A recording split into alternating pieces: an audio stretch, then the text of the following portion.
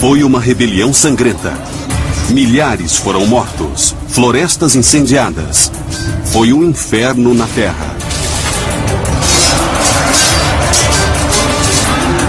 Os rebeldes eram um povo etnicamente misto conhecido como gauleses. Seu chefe foi o primeiro general a unir as diversas tribos, Vercingetorix.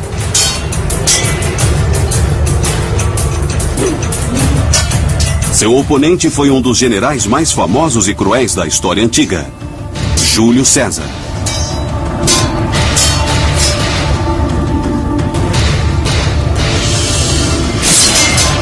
Durante 100 anos, os romanos oprimiram brutalmente os gauleses. Agora chegara a hora da vingança. Está armado o palco para um dos maiores confrontos militares da história. Uma batalha de inovações tecnológicas que testou a astúcia e a engenhosidade de dois generais. Moldou a face da Europa para os séculos vindouros e garantiu o futuro de um império.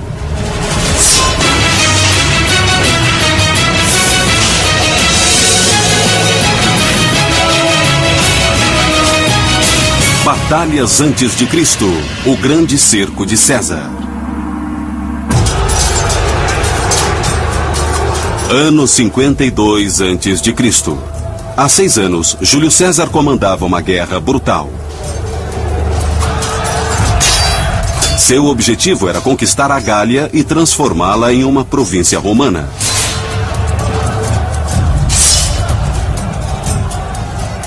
Quando César conseguiu dominar a Gália em 58 a.C., a República Romana já havia se expandido até o norte da África. Grécia, Sicília, Córcega, Sidônia e Espanha. Mas Roma nunca conseguiu subjugar inteiramente a região ao norte, Gália. Eles sempre hesitaram um pouco em fazer a expansão ao norte, porque os gauleses e os romanos tinham uma longa história, uma história de 300 anos de massacre mútuo e antagonismo. Eu quero dizer, os povos do norte, quando saíam em incursões, eram, povos muito brutais. Eles saquearam Roma. No 3º século antes de Cristo, havia muito sangue derramado.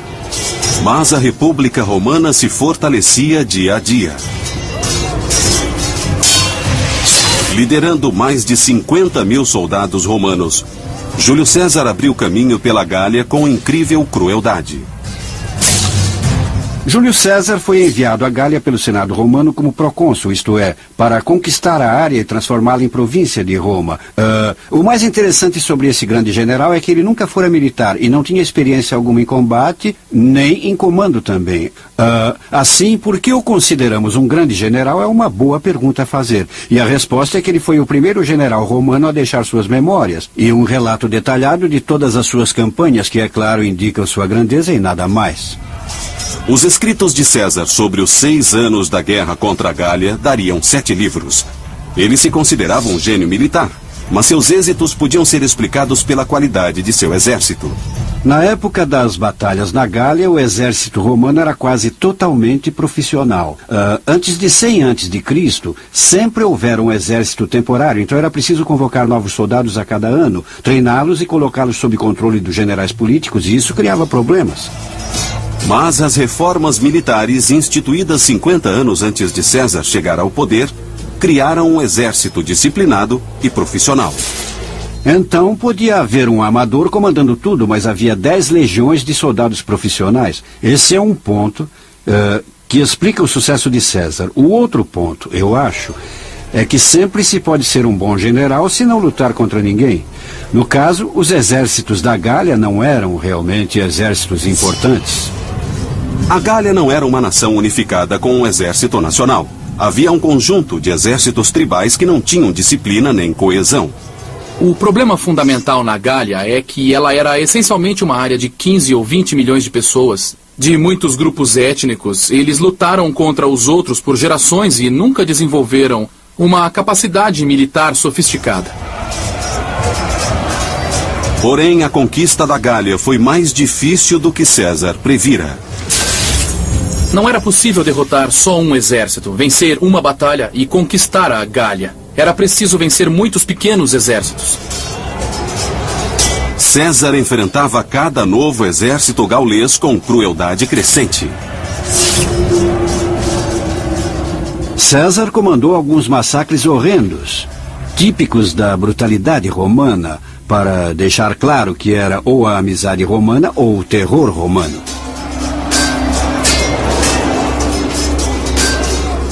César comandava um reino de terror.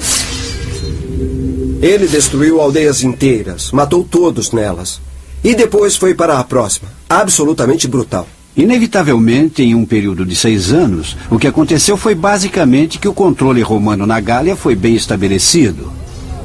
Mas, por baixo da superfície, havia um espírito fervente de ódio pelos romanos e um espírito de revolta, só esperando por um líder que o dirigisse. Surge Vercingetorix, um carismático general gaulês. Como César, ele também tinha uma missão: unir as centenas de tribos de sua terra contra César.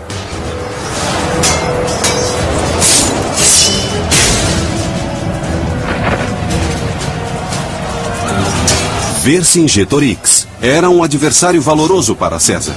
Quando jovem, ele treinara e lutara ao lado das legiões romanas.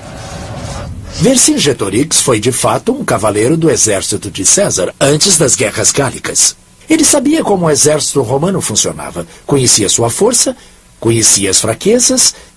Ele era a pessoa certa, na hora certa, para enfrentar César.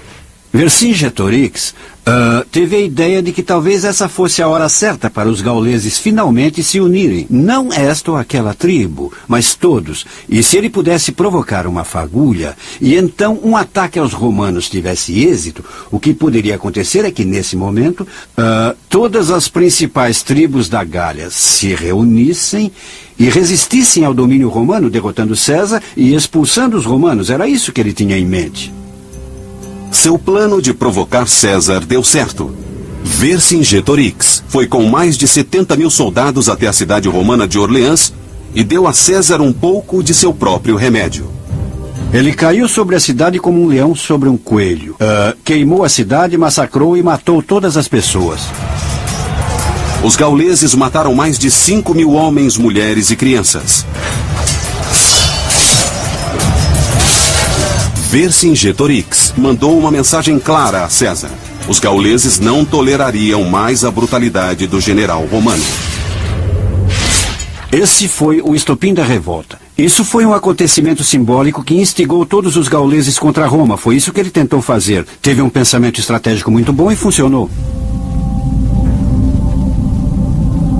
Não havia mais volta para Vercingetorix.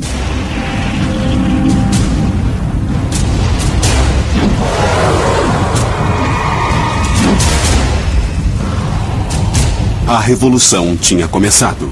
E ele e César estavam em curso de colisão. Mas Vercingetorix estava em vantagem.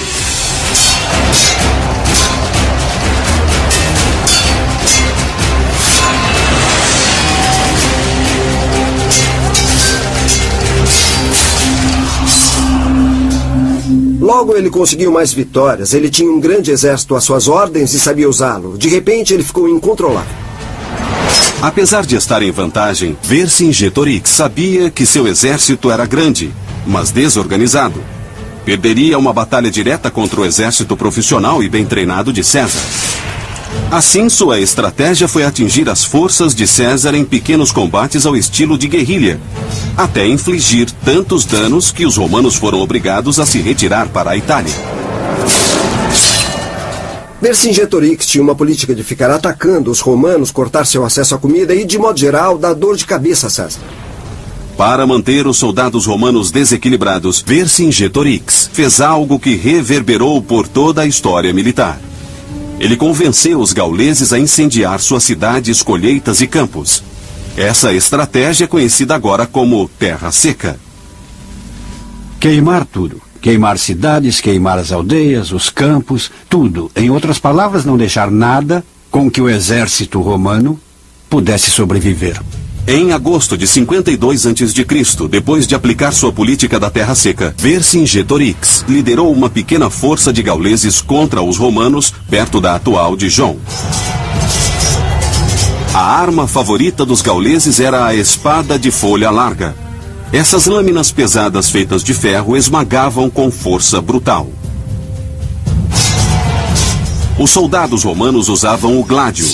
Com 60 centímetros de comprimento e 6 centímetros de largura, o gládio era feito de aço afiado e era usado para esfaquear.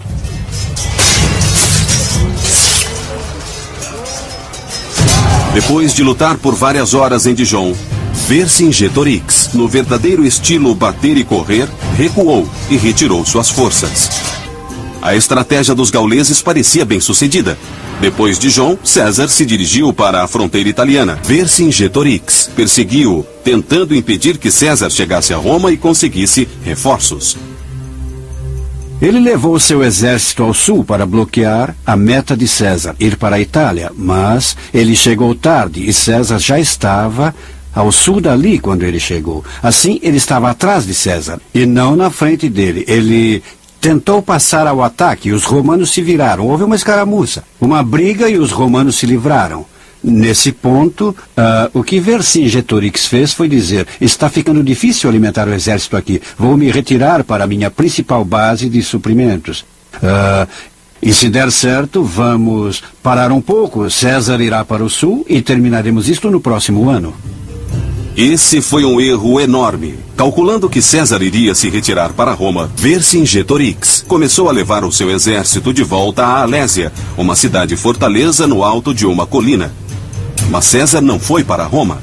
Ele foi atrás de Vercingetorix. O que César fez, em vez de ir para a Itália, foi dar meia volta, matar os homens da retaguarda e perseguir os gauleses até a Alésia. Quando César atacou a retaguarda gaulesa, Vercingetorix e o resto dos gauleses fugiram para a pequena cidade murada de Alésia. Dias depois, os 50.000 homens de César cercaram a cidade. Isto é, os reforços não paravam de chegar.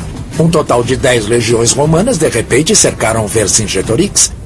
Ele deve ter pensado consigo mesmo: por que é que eu fui me enfiar aqui? Vercingetorix tivera sucesso na guerrilha contra César, mas estava cercado. E a pequena vantagem dos gauleses desaparecera completamente. Esse era o tipo de batalha de César, e ele iria realizar uma das operações de cerco mais fantásticas que o mundo antigo presenciou.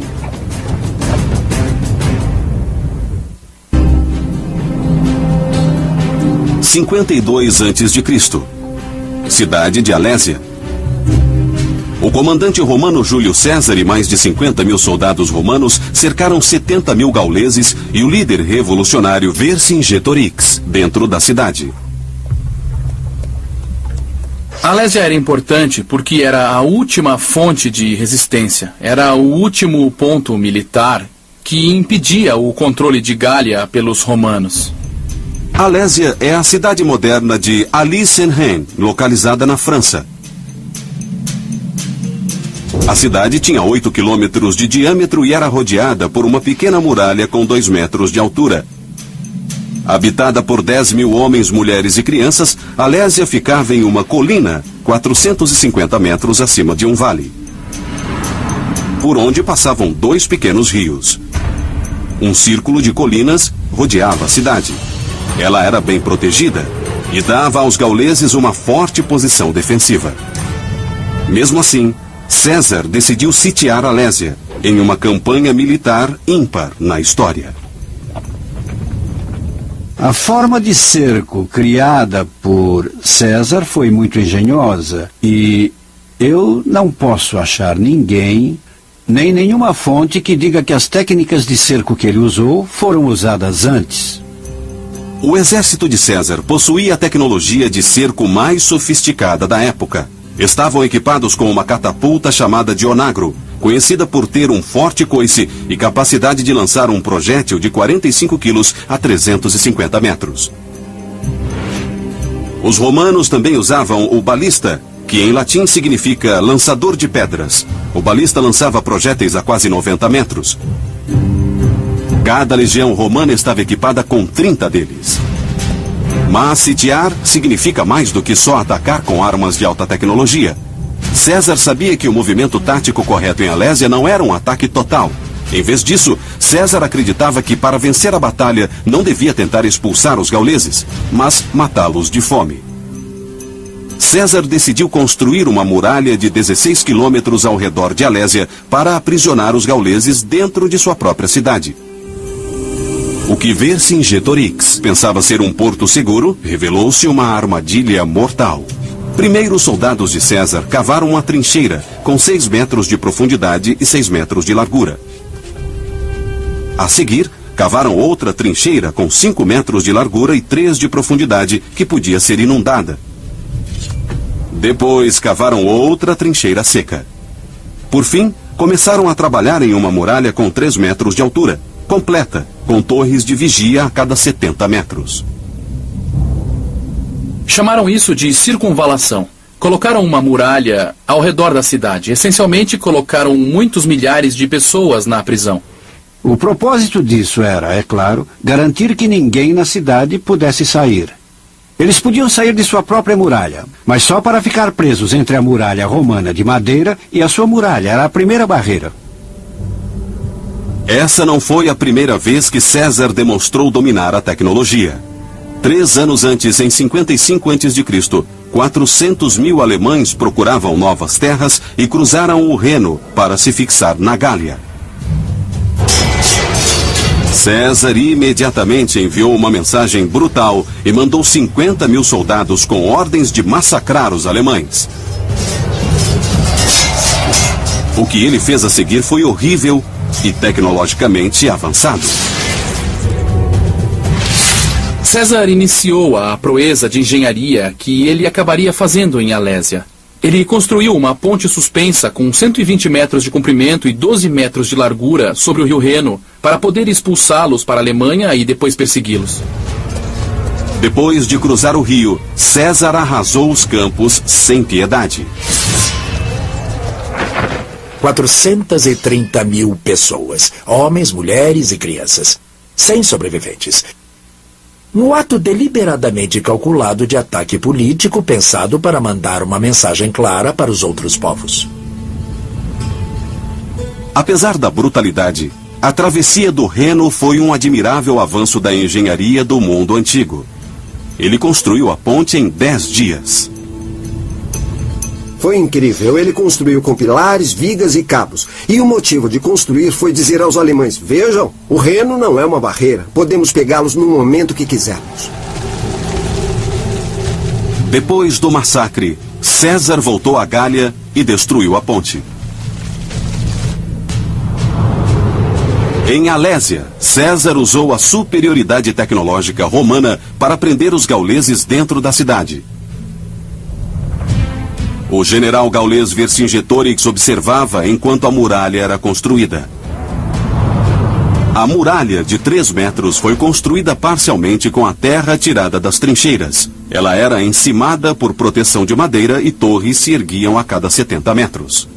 No alto de tudo isso, colocaram pontas afiadas, que era uma versão antiga do arame farpado para o caso de alguém tentar escalar esse muro. E, exceto por algumas áreas que tinham barreiras naturais, essa muralha rodeava completamente a cidade. Foi uma corrida contra o tempo. Quando César terminasse a muralha com quase 16 quilômetros de circunferência, ela seria impenetrável, prendendo toda a população da cidade de Alésia. Cerca de 10 mil homens, mulheres e crianças, além dos 70 mil soldados do exército gaulês.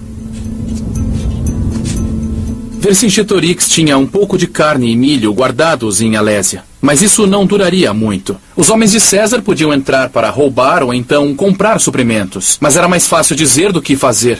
Não esqueça, Vercingetorix tinha queimado quase tudo durante a campanha da Terra Seca. Vercingetorix sabia que o vencedor da batalha seria quem escapasse da fome. Então ele decidiu que sua única saída era tentar impedir a construção da muralha e não deixar que os romanos conseguissem alimentos. Se ele superasse César na cidade, mais cedo ou mais tarde o exército romano teria muita dificuldade para obter suprimentos e também iriam passar fome. O que ele tinha de fazer era continuar atacando o exército romano para impedir que armazenasse alimentos. Vercingetorix recorreu à sua antiga tática: atacar e fugir. Ele enviou seus soldados para atacar os construtores e os coletores de alimentos.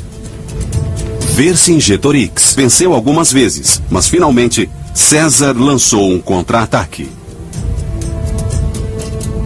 Não sabemos exatamente quantos cavaleiros César tinha, mas eu imagino que uns 5 ou 6 mil cavaleiros romanos e uns 3 ou 4 mil cavaleiros mercenários.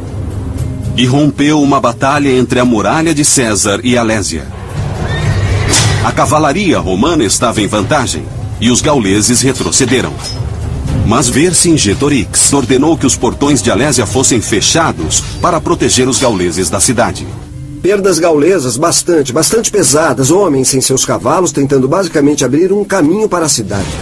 Vercingetorix havia condenado seus homens à morte.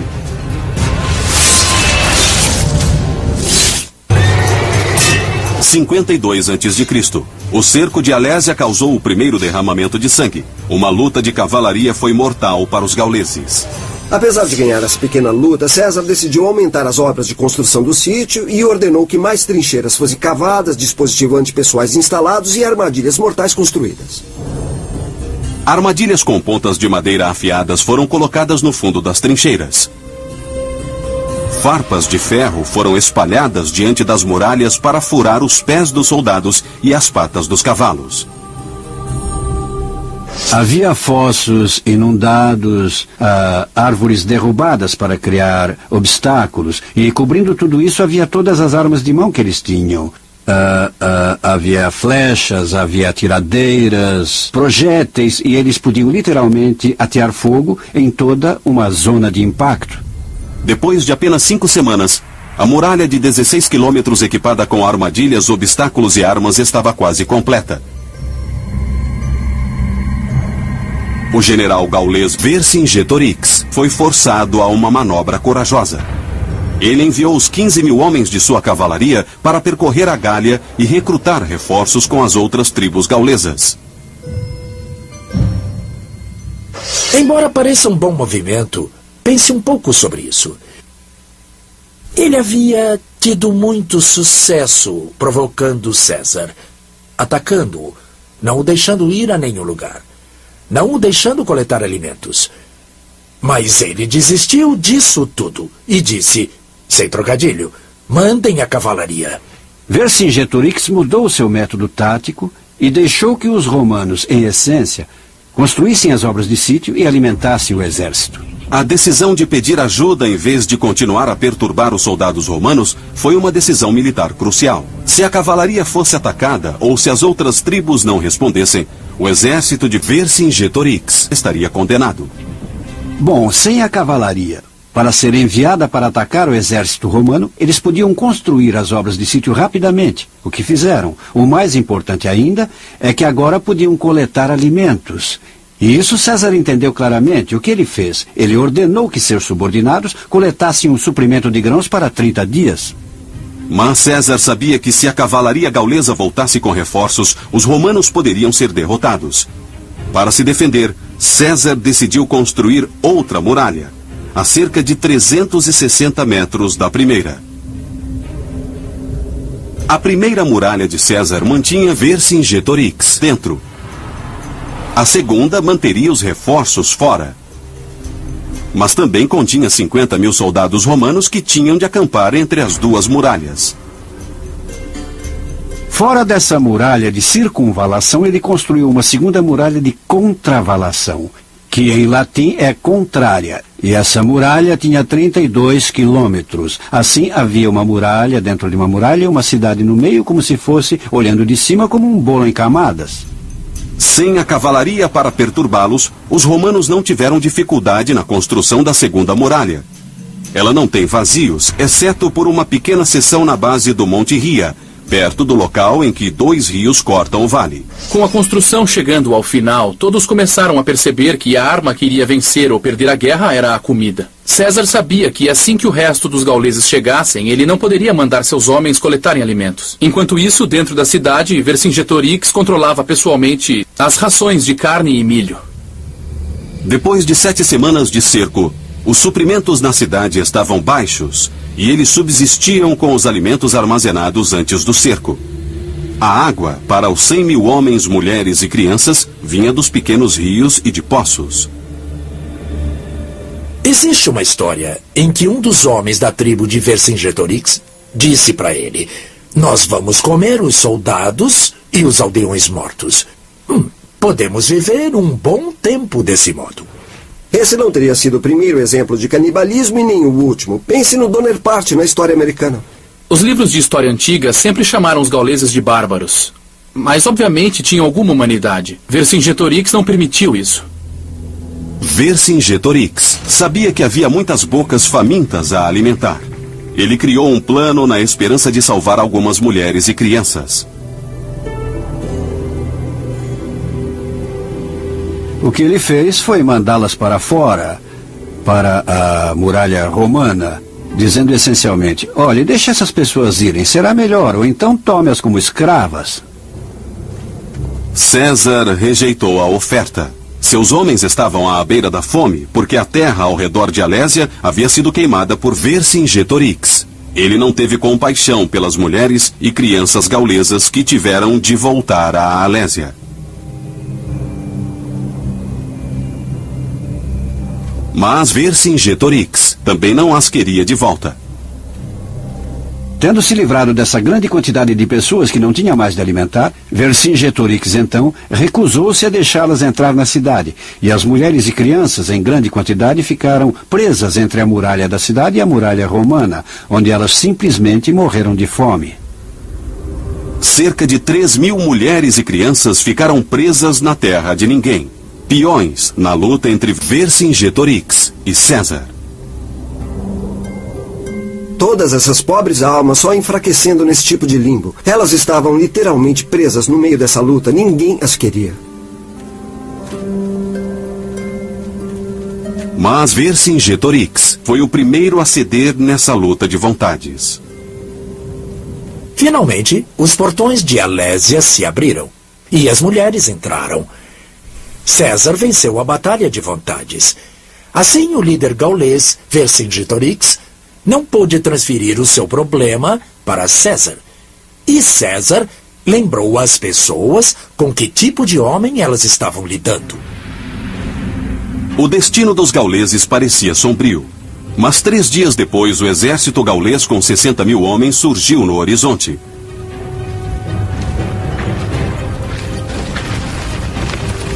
Eles eram liderados por Côminus, um velho conhecido de César. Côminus tinha sido aliado de César no começo das guerras gálicas. Vercingetorix também havia lutado com César. Então era mesmo uma traição que César tivesse de enfrentar esses homens. Côminus não perdeu tempo para mostrar a César que ele havia chegado. Pela primeira vez no cerco de Alésia, César parece estar com problemas. 60.000 soldados gauleses liderados por Côminus chegaram para a batalha. Eles foram ajudar Vercingetorix, que estava preso na cidade com milhares de civis e soldados. Côminus imediatamente partiu para a ofensiva. Ele levou a infantaria para a muralha e atacou os poucos soldados romanos que estavam do lado de fora. Os gauleses eram incrivelmente organizados para um monte de tribos que nem se conheciam pouco tempo antes. Eles tinham infantaria misturada à cavalaria e cobriam tudo com arqueiros e fundistas. César teve de enviar 5.000 cavaleiros para defender a muralha. Mas eles foram atingidos por uma nuvem de flechas. Quando parecia que as defesas romanas iam cair, César enviou reforços. O momento foi perfeito e os novos soldados fizeram os gauleses retroceder. Apesar da incrível diferença numérica, César empurrou os gauleses de volta até as montanhas, massacrando os arqueiros que tinham apoiado a cavalaria gaulesa. A luta durou até o pôr do sol. E os romanos saíram vitoriosos. O primeiro ataque gaulês terminou em desgraça. A batalha era quase deles. Eles tinham 4 vezes mais soldados e não conseguiram derrotar César. Isso não era um bom prenúncio. Mas Vercingetorix não ia desistir tão fácil. De algum modo, ele conseguiu se coordenar com Cômenos para lançar um ataque noturno contra as posições romanas. Sabemos pouco sobre como Cômenos e Vercingetorix conseguiam se comunicar um com o outro. Talvez tivessem espiões que se esgueirassem, mas na batalha, duvido que se comunicassem. Era puro caos.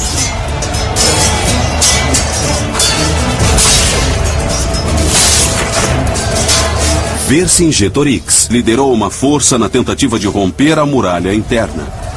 Cômenos e seus homens tentaram escalar a muralha externa. Uma terceira força gaulesa, também no exterior, tentou romper a muralha externa do outro lado da cidade. Os gauleses estavam aprendendo e tentavam diferentes táticas. Dessa vez eles tinham a escuridão ao seu lado. Eles tinham escadas e ganchos para escalar as muralhas. Infelizmente para os gauleses, César ainda tinha uma boa vantagem. Do alto da torre de sítio, ele poderia ver facilmente o que os gauleses faziam. Com a posição superior, os homens de César repeliram os gauleses com facilidade.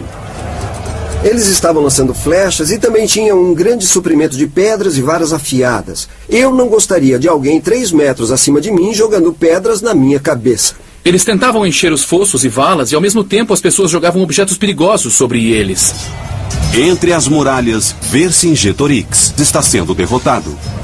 Do outro lado da cidade, as obras de sítio de César estão funcionando. Os presentinhos que César deixou, os dispositivos antipessoais, funcionaram muito bem ali.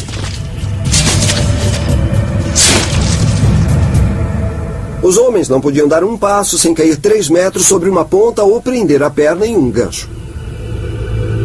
O sítio bem planejado da cidade estava derrotando os gauleses.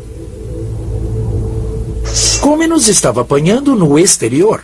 Vercingetorix estava apanhando no interior. Os dispositivos antipessoais matavam os gauleses à torta e à direito. E todos recebiam uma chuva constante dos romanos que jogavam lanças e flechas sobre os soldados gauleses. Ao amanhecer, todas as forças gaulesas, dentro e fora das muralhas, foram obrigadas a retroceder. Mais uma vez, César venceu. Isso estava deixando Cômenos e Vercingetorix loucos. Eles tinham 3 vezes mais homens, mas gastavam a maior parte do tempo tentando cruzar os fossos e sendo mortos pelos romanos. César era como um mestre no jogo de xadrez. Ao aprisionar a Alésia e depois construir a segunda muralha para repelir os reforços gauleses, ele neutralizou a vantagem numérica que os gauleses tinham. Incrivelmente genial. 5 dias se passaram. A fome estava derrotando os gauleses. Desesperados, eles tentavam descobrir como vencer os romanos. Tinham sido derrotados 2 vezes, mas tinham de fazer algo. As pessoas no interior estavam além da falta de comida. Finalmente, os gauleses descobriram o ponto fraco na muralha romana perto do Monte Ria. Por causa do rio Oze, César não fechou completamente a muralha externa. Cômenos pretendia usar essa passagem. O que eles fizeram foi se esgueirar na escuridão da noite para esse ponto fraco entre 2 colinas e se esconderem nos bosques. No dia seguinte, ao meio-dia, eles atacaram. Os homens de Cômenos passaram pela abertura da muralha e arrasaram a infantaria romana.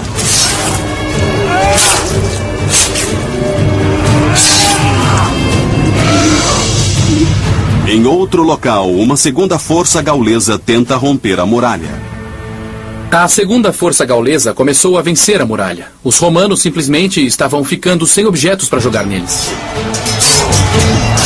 Ao mesmo tempo, Vercingetorix atacou do interior.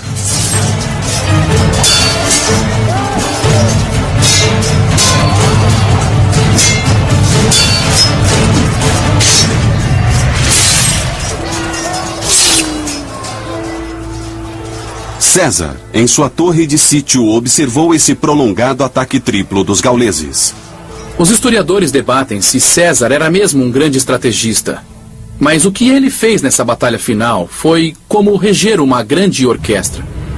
César decidiu mandar 3.600 homens para reforçar as defesas na brecha da muralha.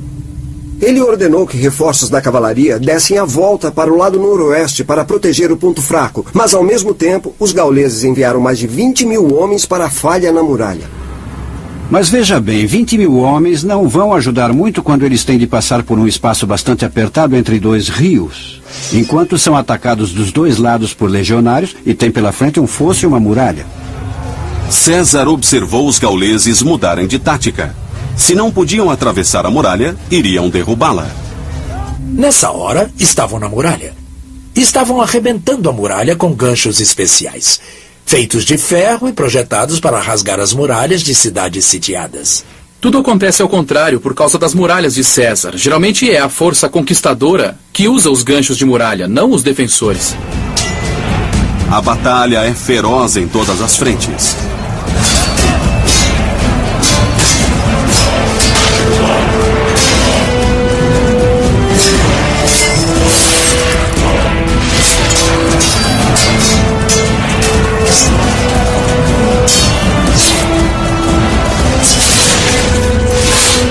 César finalmente toma a situação nas próprias mãos e lidera pessoalmente mais 2.400 homens.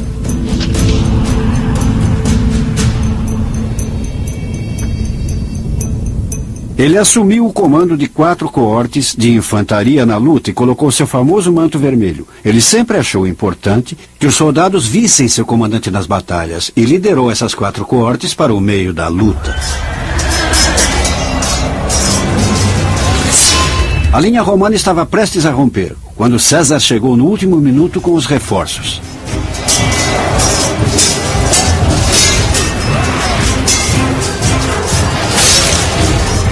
E ali estava ele atacando os gauleses com seu gládio, massacrando-os totalmente.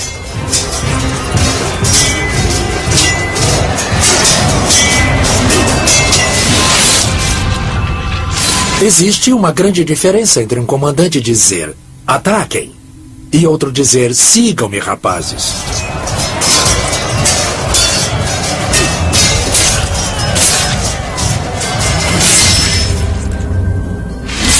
Patton usava um manto vermelho só por causa de César. Depois de César chegar ali, os legionários romanos deixaram de lado todas as pedras, lanças e objetos que estavam jogando à distância e pegaram as espadas e só atacaram os gauleses.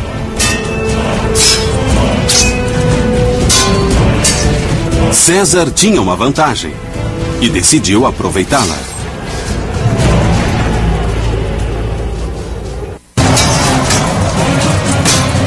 Com mais de 2 meses do cerco de Alésia, Júlio César, usando seu famoso manto vermelho, liderava seus homens em batalha contra os gauleses.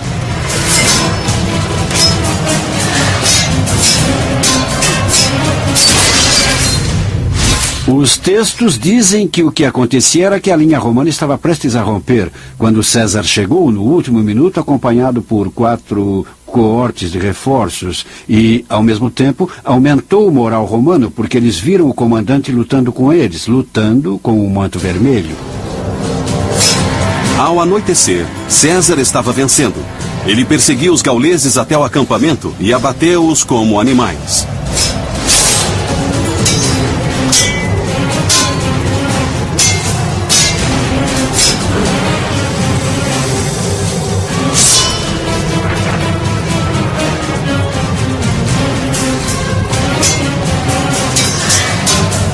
Apesar da derrota iminente, Vercingetorix continuou a lutar.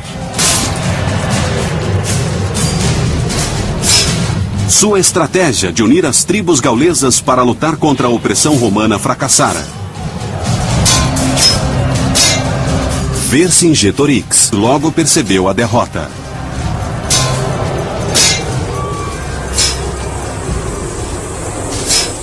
Então, enviou uma mensagem desesperada às outras tribos da coalizão. E depois de 1 ou 2 dias, uma a uma, como tinham feito tantas vezes no passado, elas começaram a voltar para seus territórios tribais. Até mesmo Vercingetorix entendeu que o jogo havia acabado.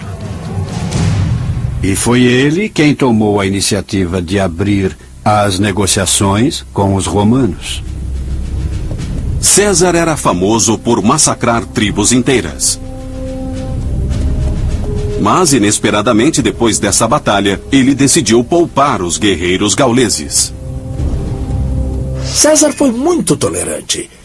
Muito fora do comum para um homem que era famoso por aniquilar tribos inteiras.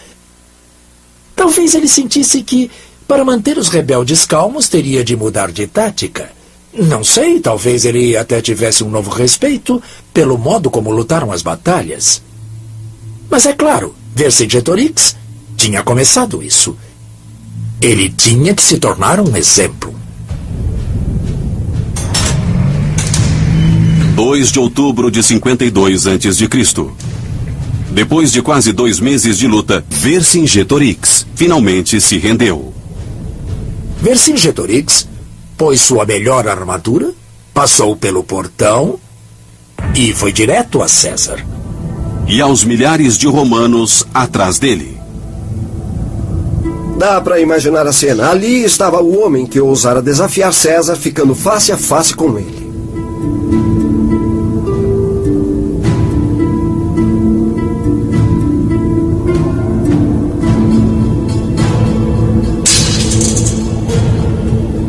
Um guerreiro valente, mas que cometera um erro tático básico. Se ele tivesse planejado não enfrentar César diretamente, mas provocá-lo, cortar suas comunicações, cortar as linhas de suprimento, atacá-lo a cada volta. Ele fez isso algumas vezes em que poderia ter tentado vencer de uma vez, mas manteve a disciplina. De repente, ele mudou toda a sua ideia. Enviou os melhores lutadores para buscar ajuda. Uma ajuda que acabou não funcionando bem. É fascinante. Ele manteve a estratégia original bem até o momento em que estava vencendo, e aí, por algum motivo, mudou de estratégia. E isso lhe custou tudo. Embora muitos dos gauleses fossem libertados, Vercingetorix foi levado a Roma e executado. Bom, existe uma história para a qual não existe muita evidência de que em um dos triunfos de César ele tenha sido estrangulado. Em praça pública. O mais provável é que tenha sido só executado em uma masmorra romana. Os romanos não tinham nenhum problema com execuções públicas, mas neste caso eles queriam escapar daquilo a que chamavam o fogo gaulês, do homem que temiam que incendiasse os gauleses. César passou todo o inverno extinguindo as cinzas da rebelião. Roma não precisaria lutar contra a Gália pelos 400 anos seguintes. Pode-se comparar César a William Tecumseh Sherman, famoso pela Marcha pela Geórgia. Em 1867, ele recebeu o encargo de romper a resistência dos índios no oeste. Ele usou as mesmas táticas: terra seca, massacre, remoção, fome, contra as tribos de índios americanos que César usou contra os gauleses, com o mesmo resultado. Ele venceu, e os índios americanos foram para as reservas. E aí se tornaram americanos. Alésia foi uma grande vitória pessoal para Júlio César, que naquele momento cercou e foi cercado. Mas o resultado dessa batalha foi mais do que material para os escritos de César. A Batalha de Alésia, a longo prazo, foi uma das coisas mais benéficas que aconteceram a toda a Europa, porque o que ela fez foi permitir a romanização completa de uma área enorme, do Reno até os Pirineus, o que hoje chamamos Europa Ocidental. Ela foi civilizada e organizada como uma província de Roma, e depois tornou-se, sob o Império, Roma, essencialmente Itália. E a própria Roma chegou a um ponto em que os gauleses nem pensavam em si mesmos como outra coisa que não romanos. Alguns dizem que a campanha de César foi realmente um reino de terror. Mas em Alésia, ele usou táticas brilhantes para derrotar um grande exército gaulês que o atacava de 2 direções. O resultado foi que César não só destruiu os gauleses, ele uniu a terra que se tornaria uma parte importante da Europa Ocidental. E tudo isso foi possível, essencialmente, pelo gênio de Júlio César e pela derrota de Vercingetorix na batalha e no cerco de Alésia.